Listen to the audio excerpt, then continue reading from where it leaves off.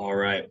Welcome, everybody. I hope the conference is going well for you so far. My name is Andy Taylor. I'm the Social Work Executive for VA Pacific Islands, and I'm going to be hosting the session today.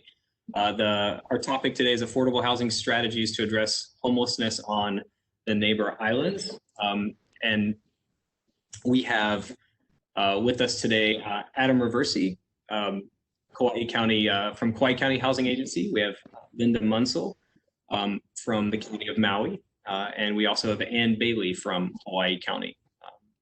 So welcome, panelists. And just want to remind everyone that we are recording the session. And if you have to leave or have technical issues, you can always view those along with the other sessions that are going on right now at a later date. We'll also be making the PowerPoints and other materials available, hopefully, after the conference is over. So since we're in WebEx events, the audience is muted, but we would love to hear your questions. If you have them, you'll notice on your screen a Q&A box. So if you type those in at the end of the presentation, the panelists will do their best to answer your questions. And with that, and also, yes, we'd like to remind you that if you do get booted off, please go back to the conference webpage and you can find the link to get back in there. And with that, I'll hand it over to our panel, and I believe, Ann, you'll be going first. Yes, good morning. My name is Ann Bailey, and I'm stepping in for Duane Hosaka, who's our Hawaii County Housing Administrator. And today I'm going to talk a little bit about our housing continuing, transitioning from homelessness to homeowner. Next slide. Here in Hawaii County, and I'm sure across the state, we look at affordable housing as a continuum and a spectrum. It's a step ladder moving from emergency shelter into transitional supporting housing, could be assisted living, moving into rental assistance through Section 8, and eventually being more independent and having housing rentals in the fair market, and eventually home ownership. So this is something the county is striving toward. I'd like to talk today about just a couple of items.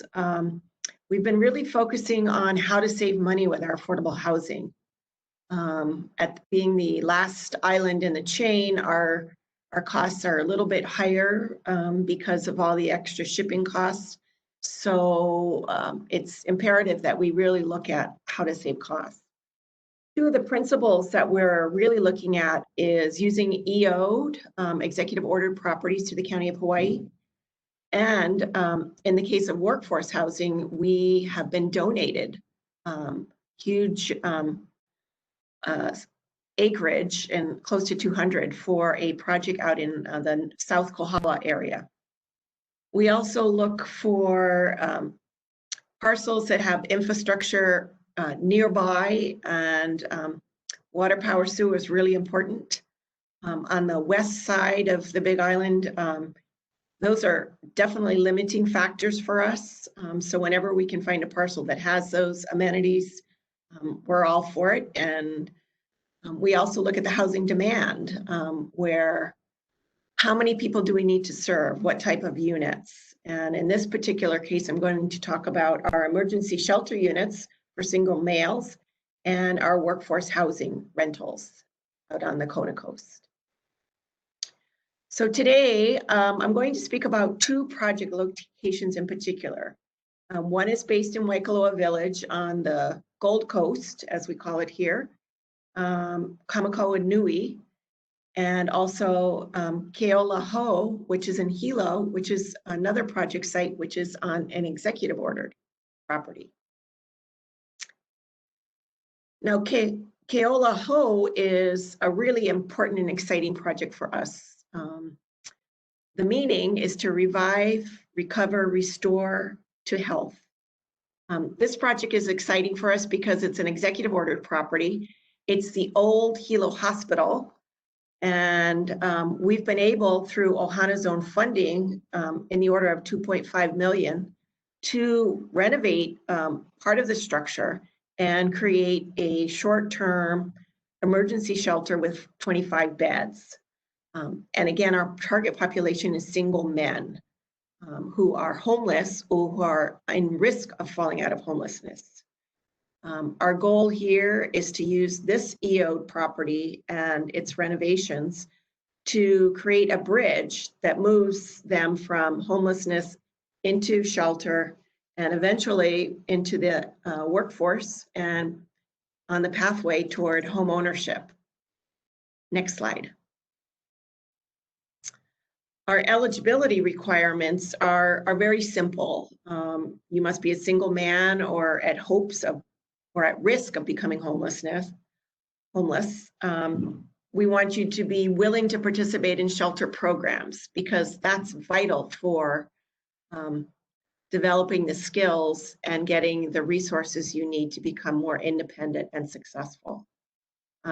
The other key feature for us here is to abide by the shelter rules, which this population we're working with, it's a drug-free and alcohol-free population. We've been open for a number of months now, and it's been quite successful. We're running at full capacity. And we have a number of services that are offered on site, and it's been very, very successful. And we're looking to expand into other areas of the hospital for more services. Our Kamako Nui project in Waikoloa on the Gold Coast is a unique piece of property in which 200 acres were donated to the county back in the 70s to create workforce housing for our South Kohala resort area. The county has worked on this parcel for a number of years, creating a 1,200 home master plan community with rental and home ownership.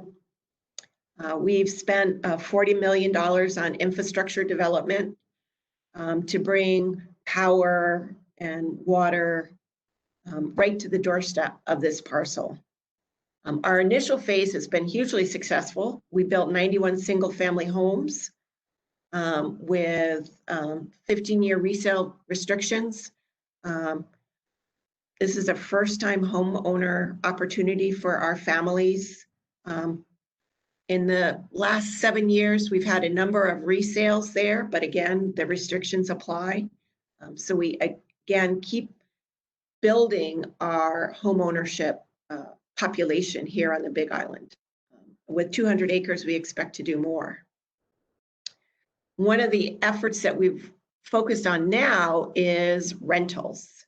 So we have a large parcel out of this 200 acres we've set aside for a multifamily rental for workforce housing. It's about 10 acres. Water and sewer are available. And one of the stumbling blocks we've overcome is getting FUDS clearance. And we've worked hand in hand with the Army Corps of Engineers to get that work done. It's pretty exciting. We think we can put 100 to 120 units on the parcel. Next slide. Here's a bird's eye view of what it looks like. It's on the leeward side of the island, so it's hot and dry. But you can see we have infrastructure right up to all sides of the parcel, which is exciting. Next. We've gone out for an RFP, which is due in a couple of days to develop this parcel based on some of the schematic diagramming we've done. We can offer 1 bedroom, 2 bedroom, 3 and 4 bedroom units. The thing that will be required for this group of homeowners or renters is that they work within a 45-mile radius of this site. And we have to limit it to that because originally this parcel was donated to the county to build up the workforce in the east or the West Hawaii area. Next slide. Here's some schematics. We're looking at 8 plexes and possibly 6 plexes. Next slide. We'll see what happens. Again, the RFP closes in a few days. We're looking forward to having these built and up and running within the next 3 3 years. Again, it's one of our wonderful sites because we do have infrastructure there, and it's keyed up and ready to go. So that will be a cost that the developer will not have to take on in the county. Right, and that looks like that's me. My name is Linda Musell. As they said earlier, I'm with the Department of Housing and Human Concerns for the County of Maui, and I really appreciate the opportunity to be here today to talk a little bit about our project that we're calling Huliau. The Huliau project is being developed on the site of the former UH Maui College dorms. This property is located on Kauai Avenue in Kahului, across from the college proper. Next slide. The underlying land is owned by the county, but it was leased to the University of Hawaii more than 40 years ago to allow them to construct student housing. The original construction was completed in about 1981. Here you can see a couple of pictures of the buildings when they were first occupied by the students. And if you can, try to remember these pictures, because I'm going to show you some more recent pictures of these very same buildings a little bit later in the presentation. Next slide. So there are four buildings on this property. 3 are residential buildings, which each contain 4 apartments for a total of 12 units. Each apartment has 2 bedrooms and 1 bathroom. So although we tend to call this the UH dorms, these are really individual apartments rather than what most people would visualize as college dormitories. Each of the units is about 800 square feet in all, so they're actually really quite large units. On the property, there is also a community building that contained the laundry facilities, mailboxes, a couple of office spaces, and a recreation room for the students that were living here. And of course, there's the green space and parking as well. Next slide. The property was used by the college for almost 30 years, but it fell out of use in about 2008 when other student housing became available nearby. The buildings have been sitting vacant and unused for the last 12 years. These pictures that you're seeing are the more recent pictures of those same buildings that I showed you earlier in the presentation. And of course, if you've been to Maui and driven up Kauai Avenue to Wailuku, you've driven by these buildings. Certainly everyone who lives here has watched these buildings slowly deteriorate over the past dozen years or so. Next slide. These are just a few pictures of the exterior of the buildings that show the condition that they were in when we started working on them. The windows have been broken over the years, and subsequently they've been boarded up. Next slide. All of the buildings had termite damage, and there was some dry rot in certain areas. All the buildings were also infested with bees and wasps. So that was something that we had to deal with. Next slide. This is an interior shot of one of the bedrooms on the left, and of course, kitchen on the right. The buildings had been broken into several times. So in addition to the termite and other damage that I showed you to the structures, there also had been some vandalism and other damage to the interiors, as well as the normal deterioration that you might have seen and you would expect to see in a vacant building. Next slide. Of course, as all of you folks know, in December of 2018, Governor Ige signed his first emergency proclamation for homelessness. And at the same time, a significant amount of funding for homeless projects was also provided through the state legislature. When this happened, the county really saw an opportunity to transform these old, dilapidated, vacant buildings and give both these buildings and their future occupants a new beginning. So this project is called Huliau, and Huliau means turning point or time of change, which is very appropriate for a project, for this project in particular, on multiple levels. Next slide. So as we began looking at the project, Mayor Victorino here on Maui developed both a short and a long-term vision for this property. Initially in phase 1, our intent is to repurpose the current buildings to provide permanent housing for homeless families. Because of the small number of units, as well as the multiple bedrooms in these units, they were actually a perfect fit for family housing. In addition, the community building space would also provide opportunities for on-site support services. And then with the proximity of the college across the street and our partnership with them, it would also create an opportunity for us to partner with students and include them in the project as well. Longer term, the mayor wanted us to look at increasing the density on the underdeveloped areas of this property. And based on some preliminary data, it looks like that we could perhaps put as many as 50 additional units here. Of course, any decision to add those units would be pending completion of the EA and SMA and associated planning activities that are currently underway. Next slide. So to fulfill our first phase of our vision, one of the things that we needed to do was a structural assessment, which we had completed.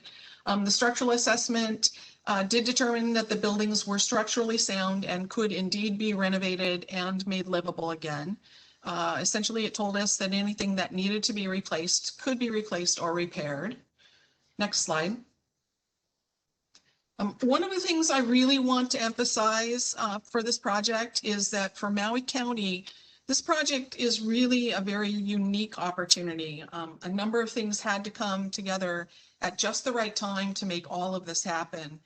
First, I've already mentioned the governor's emergency proclamation, which gave us an opportunity to fast track the project and waive certain requirements. So once we have determined that the structures could be repaired, we could actually get the renovations started relatively quickly. The county was also awarded Ohana Zone funding, which would provide a couple of years of financial support for the operation of the project. At this size, if you're a property manager, and also for this population, you know that the project wouldn't pencil financially in a traditional sense. So this funding will actually provide the property management and the wraparound services for the project. We've also received $5 million in DERF funding for this project. This funding is being used for construction. It's the planning, the permitting, and the entitlements which are underway. And this funding actually came through the hard work of our legislators with the assistance of HHFDC. We wouldn't have received that funding if it hadn't been for everyone working together on it. And then, of course, in addition to all of these financial pieces and the proclamation, we also needed UH to agree to work with the county on this project. As I mentioned before, the property had been leased to UH, and we needed to ask them to work with us to take the property back. They've been wonderfully supportive and really easy to work with throughout this whole entire project. Next slide. So finally, we had all the pieces in place and we started renovations this past June. These are pictures of two of the residential buildings which are currently under renovation now. Next slide. These are pictures of the community building, also under renovation. Next slide. Construction is expected to be completed in mid-February, which will allow us to move 12 families from temporary shelter where they are now into permanent housing. At that point, the Ohana Zone funding will begin providing the 2 years of operational support that I mentioned previously. Next slide. Concurrently, the planning and entitlement process, which is being done under the governor's emergency proclamation, are currently underway with the renovation of the current buildings. And this is also where we will complete the planning for possibly increasing the density of the project with additional buildings as well. Next slide. So that's all for me. It's a small project and a short presentation, but I really wanted to thank you for the opportunity to be here. We're absolutely excited about the opportunity to really give a new beginning to what had become a very serious eyesore on Maui. And this will give us an opportunity to move folks who really need permanent housing into that housing. So we're looking forward to the completion of the project. We're also looking at, with interest, to see what happens with possible next phase as well. Thank you very much.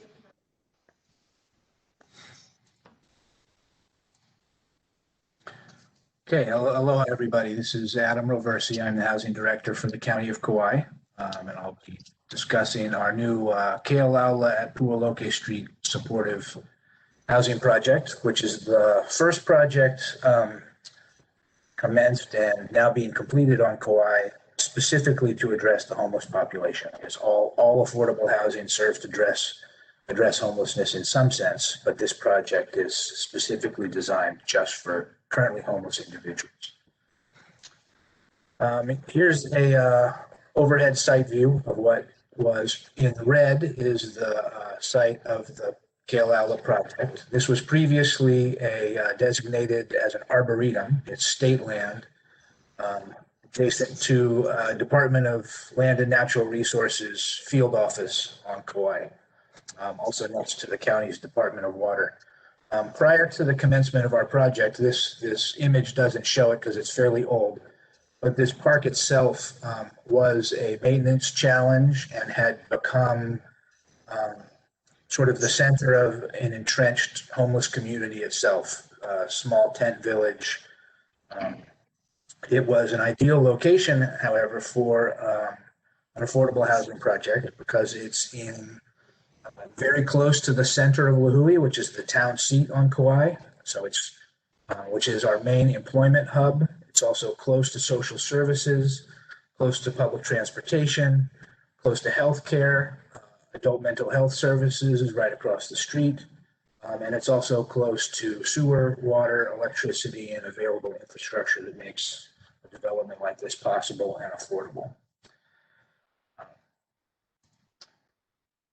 This is an initial site plan of the project, which in the beginning was scheduled to be 22 units in duplex buildings, both 1 and 2 bedroom units with a management building. Like the projects you've heard about already, this project was enabled by the Governor Ige's emergency homeless proclamation and Ohana's own funding, which provided the impetus to get this project rolling, along with the cooperation of the state in conveying a portion of the DLNR property to the county for this project. Here is a floor plan of one of the typical 1-bedroom duplex units.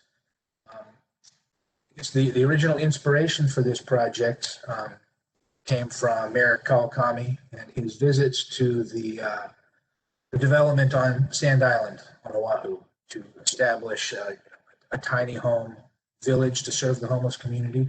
But as you can see from the site plan, we're aiming a little bit larger as far as construction goes, as far as the actual units that are being presented.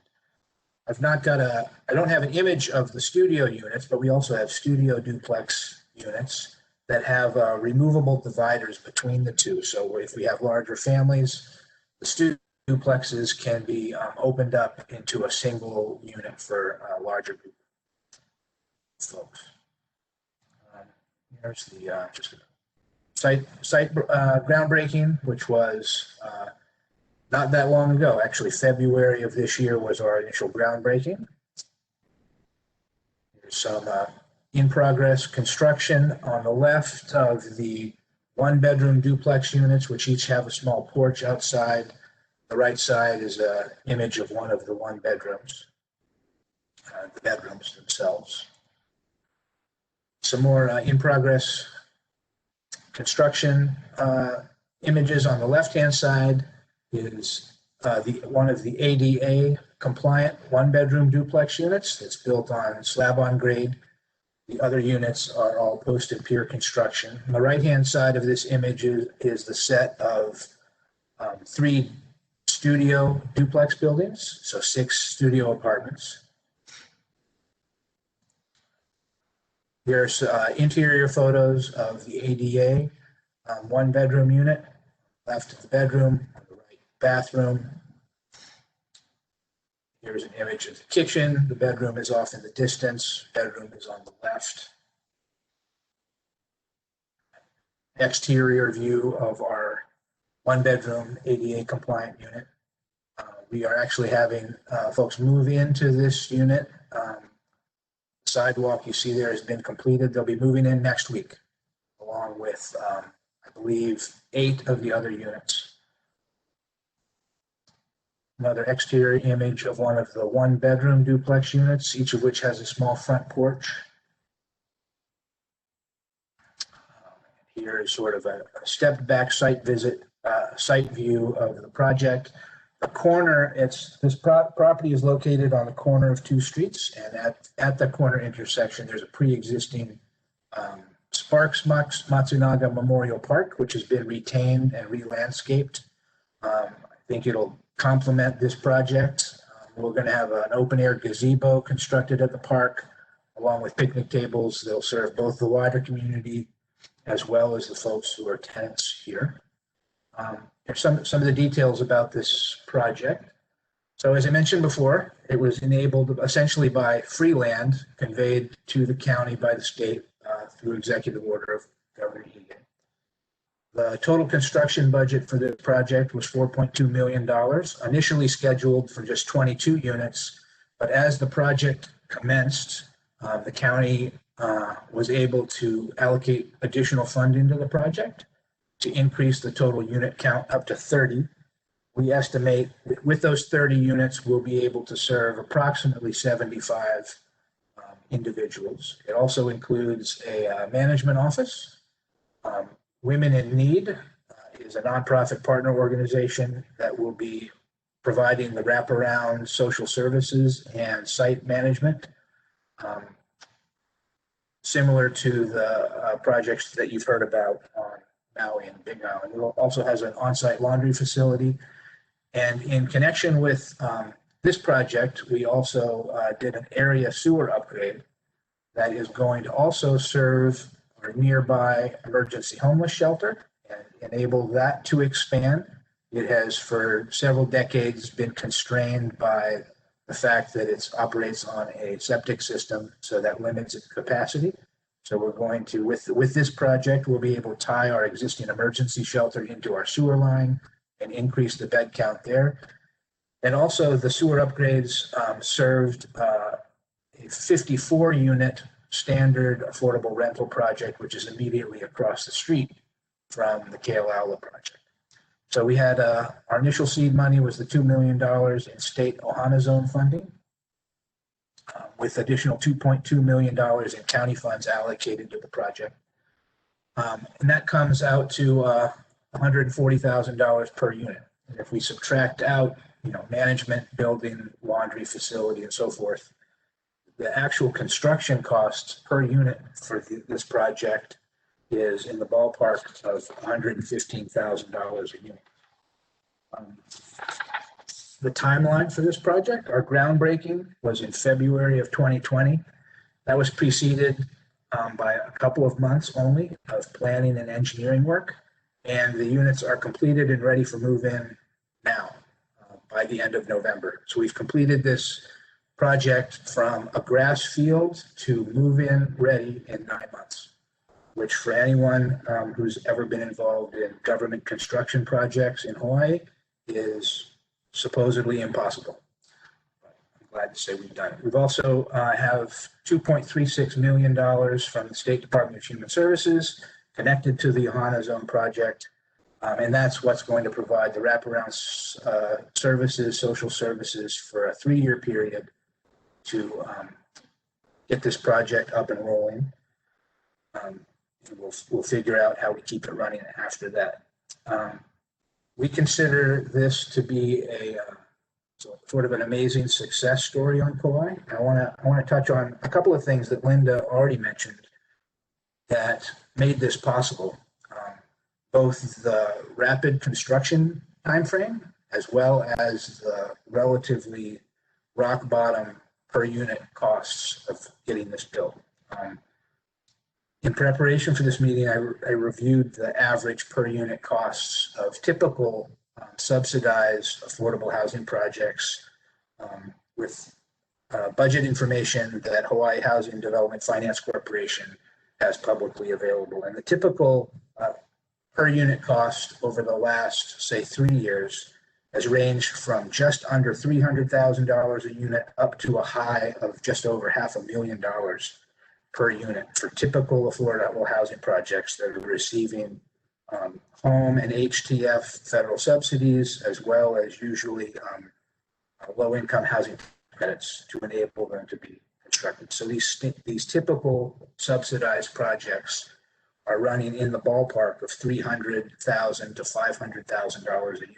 And we've been able to construct these for $140,000, including all infrastructure and attached buildings.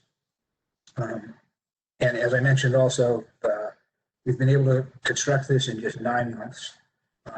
Typically, just getting the environmental assessment done for an affordable housing project will take approximately 9 months.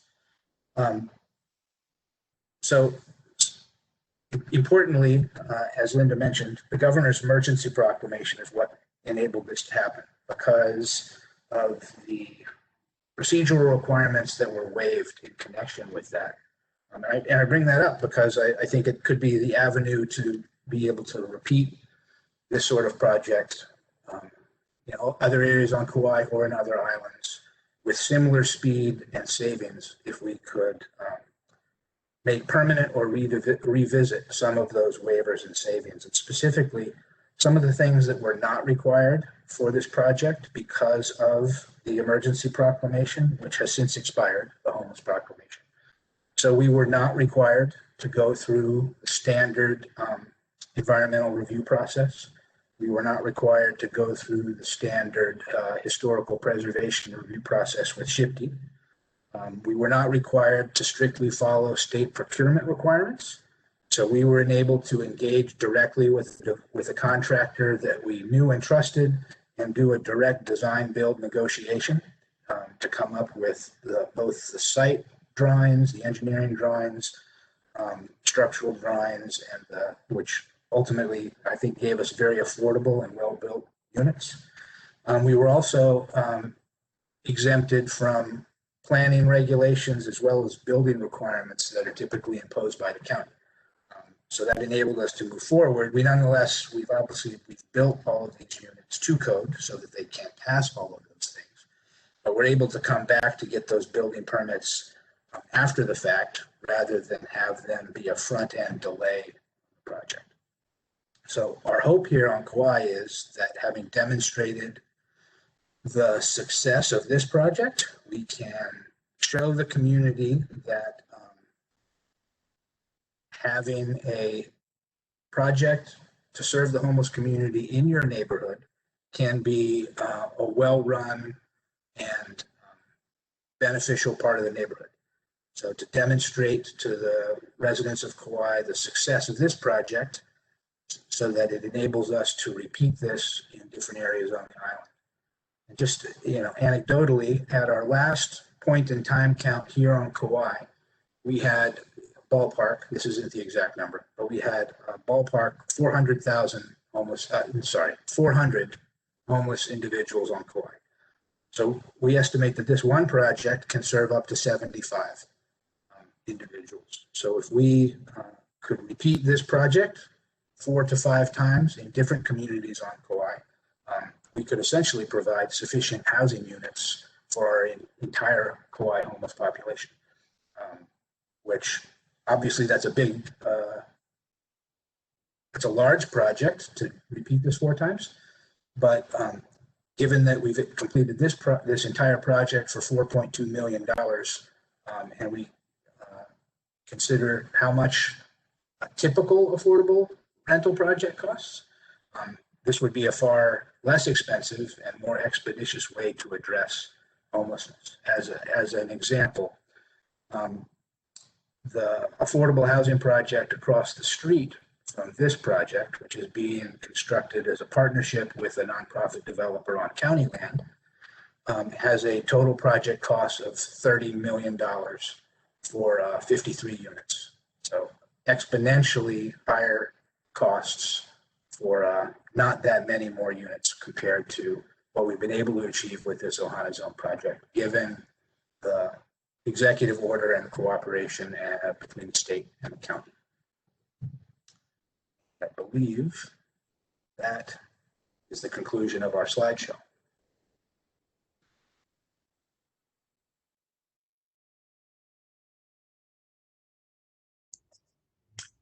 All right, thanks. So just a reminder, if you have any questions for the panel, please type them in the Q&A. We have some time left for questions. I can go ahead and read, there are two in the chat box now. I can go ahead and read those. The first one is, I believe, probably for Anne, from Deanne, saying that there's a huge demand for any type of shelter or housing for families. Are there any plans to address this in West Hawaii?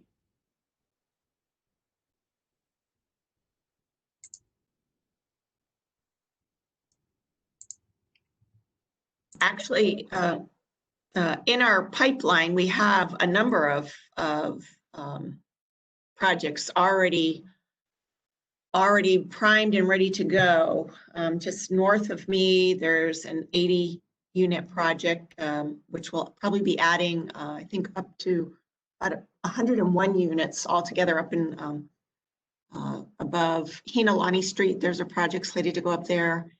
In Waikoloa, we have two new multifamily housing projects that are just getting off the ground.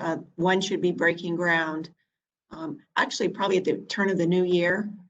The second one is a little farther behind, but not much. Up above me too now at Hawaiian Homes, there's a rental project that is just beginning, an affordable rental project. So I actually saw machinery up there yesterday. So that's moving forward. So we should have about 400, multifamily housing complexes coming up in the next, year to 2 years. Thank you. Thanks, Anne. The next question says to reconfirm all your projects are mainly for individuals and households that are homeless. See a nod from Linda. That's correct for Maui, yes. So this is Adam. So that the project that I've just presented to you folks, that is a requirement to be a tenant at the Kealaula project, is that you must be currently homeless or at imminent risk of becoming homeless, which would mean you're in an emergency shelter or you're in a temporary situation that's going to expire in the near future. Right, and on the Big Island at Keauholu, it's, again, experiencing homeless or imminent risk. And we're working on the other end of the spectrum up in Waikoloa to bring those individuals up to an area where there's actually work that needs to be done in the resort area so that we can continue that rotation and upward mobility. Thank you. Thanks. The next question I see is for all panelists. What is the total affordable housing units for each county? I don't know if you all have those numbers that you'd like to share.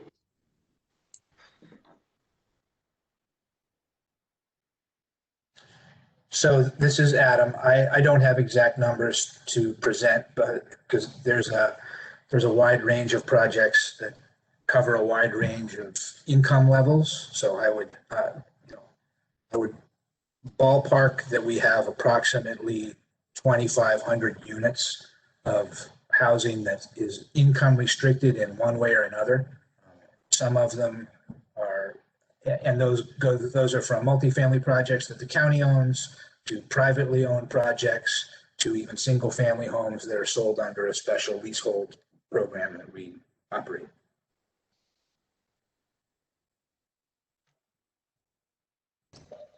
So in Maui County, I'm going to look at my numbers here. Of course, we've got a number of projects that are workforce and affordable projects that are coming online here shortly.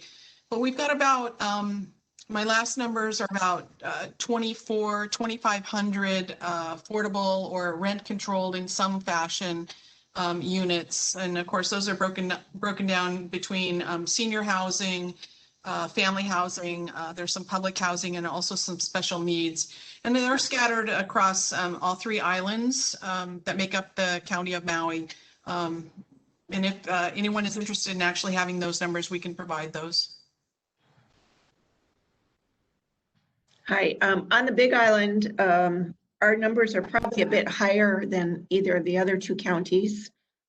Just in vouchers alone, we have close to 2,000 that are given out.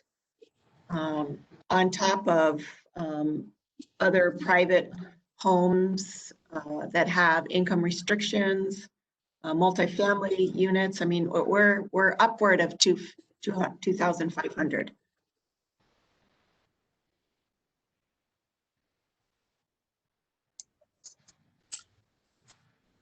Nice. And then I see a question that's asking if you, the panelists, would like to share anything about your backgrounds. I'm guessing maybe that's professional backgrounds or the agencies that you work for.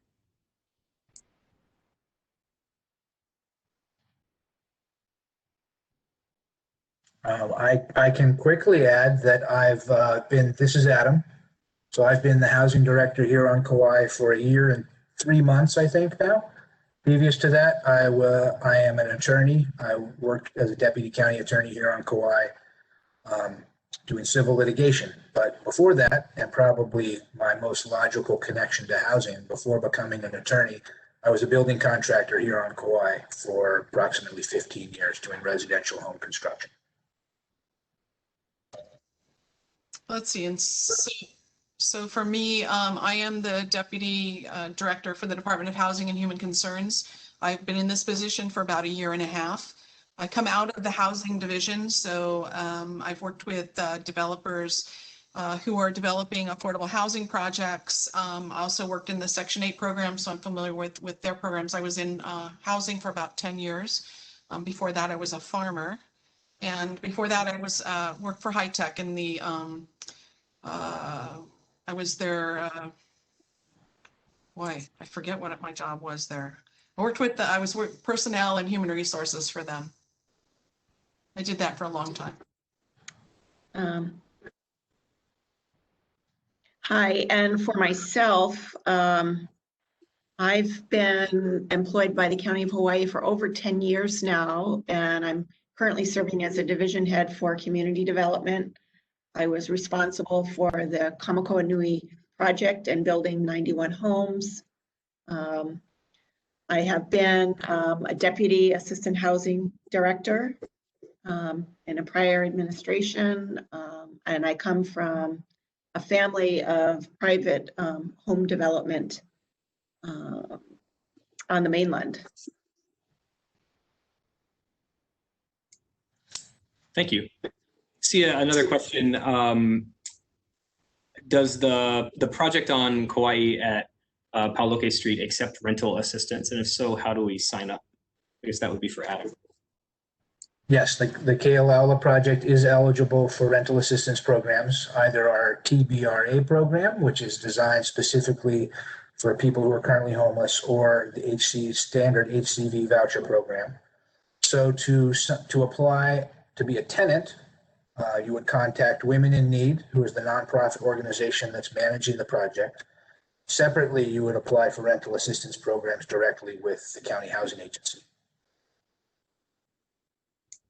And then it looks like about that same, for the same property, Adam, how's the monthly rental amount determined for the eligible families moving to Kealaula?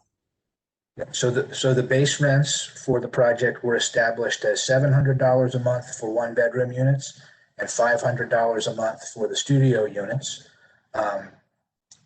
Then rental assistance would be provided based on income, the income of the applicant, separate from just the base rent that's being charged on the project.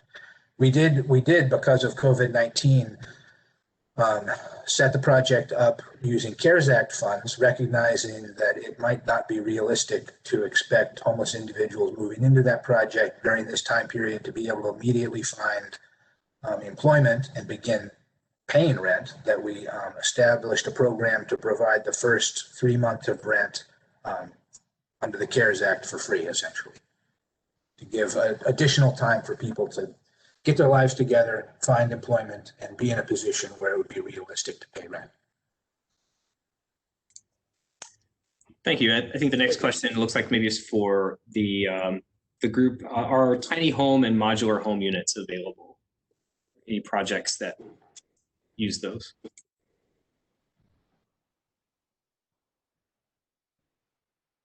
Well, this is Adam. The KLALA project isn't exactly a tiny home project the way that, based on the typical YouTube video of tiny homes, but they are relatively small. The one bedrooms are just under 500 square feet. The studios are closer to 400 square feet, so they are small. We recently passed an ordinance here on Kauai, our planning department, to make tiny homes simpler to build and easier to comply with building codes. So they are a construction option on Kauai, but not many people have attempted to build them. The county has not built any tiny home projects itself.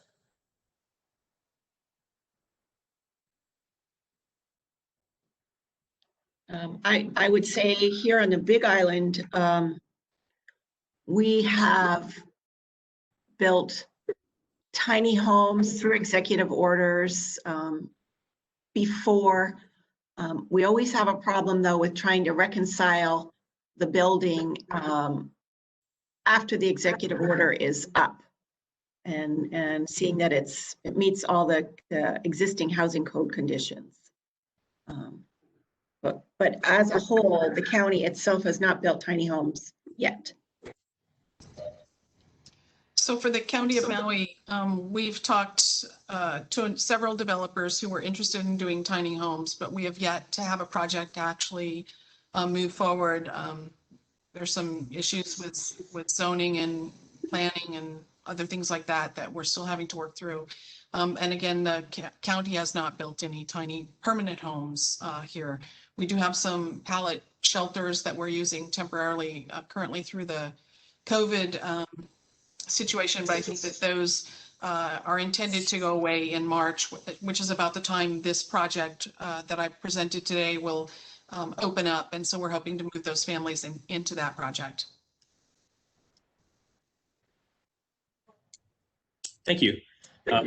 The next question I have is there any time frame for when the neighbor islands will be participating in the HCV Section 8 program? I don't know if that's opening of wait lists or additional vouchers coming available, or I'm guessing that's what that question is. Well, so I think all of the counties have got housing choice vouchers, which are typically often they're called Section 8 or HUD vouchers.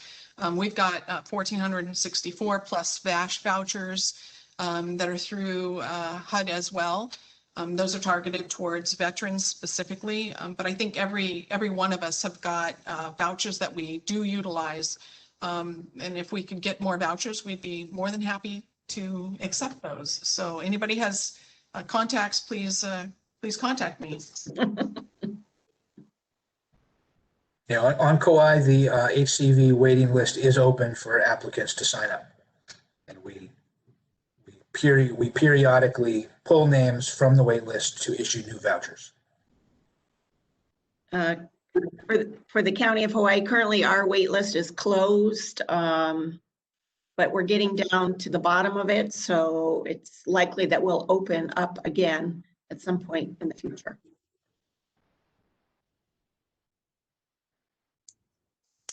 Great. So the next question I see is for these housing, for the projects that you've described, are they mostly based on referrals, or can clients come in person to apply or self-refer or apply for themselves? The KLALA project on Kauai works both ways. So the Kauai Community Alliance, KCA, Kauai Community Alliance of Nonprofit Organizations, can refer their clients. That's a group alliance of social services organizations on Kauai that work with the homeless communities. They can refer their clients to KLALA. Individuals can also apply directly with Women in Need. There does not need to be a referral necessarily.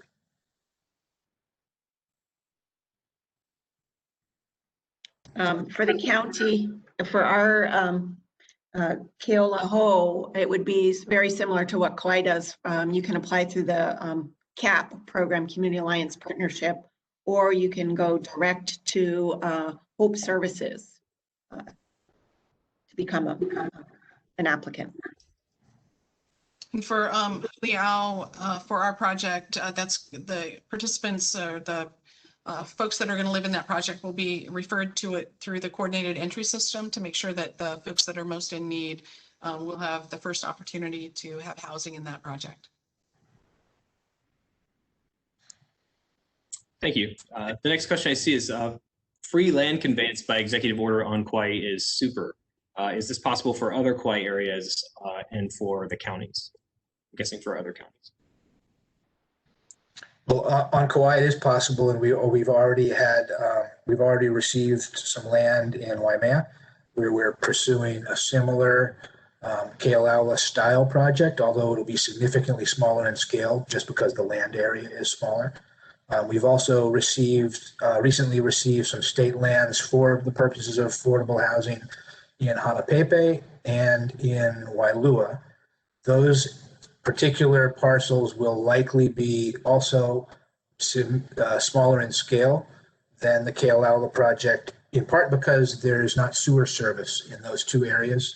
So we'll be reliant on septic systems and the number of units that we can build based on a septic model. And we have a long list of other state lands that is essentially a wish list that we continually try to get from the state for the purposes of affordable housing. I would say for the Big Island as well, we have a list of properties we're looking at that could be EO'd over here.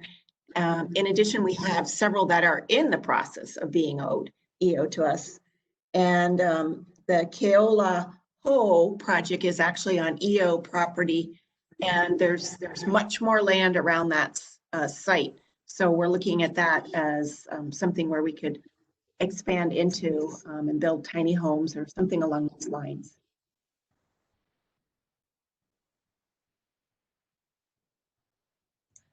All right, that's all the questions that I see both in the chat box and the question and answer box.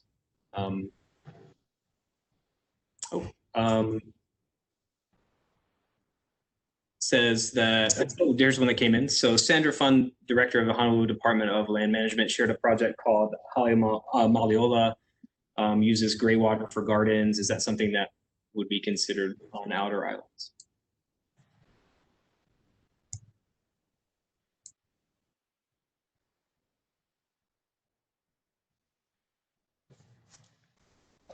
Well, so this is Adam. We're pursuing a possible project in the Kilauea area on Kauai, which also has no wastewater system. So, and we're exploring designs for a small sewer package plant. So one of the problems doing that sort of package plant is always what do you do with the water, the wastewater. So we're exploring the option to clean the water to a sufficient state or treat the water to a sufficient state that it can be reused for irrigation purposes. So at least for that particular project, that's something we're certainly thinking about. And it would be probably one of the only ways to make the project feasible. So on Maui, we don't have any projects specifically that are using their own gray water that's generated on that project itself, but similar to Kauai, our wastewater folks, our environmental folks do have the ability to create treated water that's going to be reused for irrigation, often in parks. And I know that a number of the projects that are coming online will be set up so that they could receive R1 water from waste treatment plants in the future when that water becomes available. So we're planning for that kind of thing, but not on a project specific level. It's more on a county-wide level. And this is Annie. I would say also that the county is looking at this idea of using Arwen water more closely, in particular here on the west side. As they look at ways to increase the capacity of the Kealakekee water or wastewater treatment plant. But a lot of that is tied to pretty significant infrastructure costs at this point. So I think it'll be a little while before that comes online. Thank you. All right, that's just about our time. I want to make sure we have a couple of minutes for folks to transition back to our closing plenary. But before we go, I want to thank our panelists. Thank you so much for making the time. You all have many projects going and a lot of irons in the fire, so I appreciate you making the time to present at the conference and keep everybody informed about these exciting projects that are coming online for individuals and families experiencing homelessness across the state. Thank you very much. A reminder for participants, please go online. There are evaluations on the conference website. If you can navigate to the conference website where we have all our links, especially if you are expecting to get CEUs for these presentations, you'll need to complete the evaluation, but those are open for everyone to provide their feedback. And then, yeah, please do return back to the conference page and find the link for the closing plenary, which will include some messages from our neighbor island mayors. All right. If there's nothing else, just want to say thanks again to our panelists. We appreciate you. And thank you, Andy. Thank you for hosting, Andy. Thank you very much. Thank you. All right. Everyone, have a good day. Take care.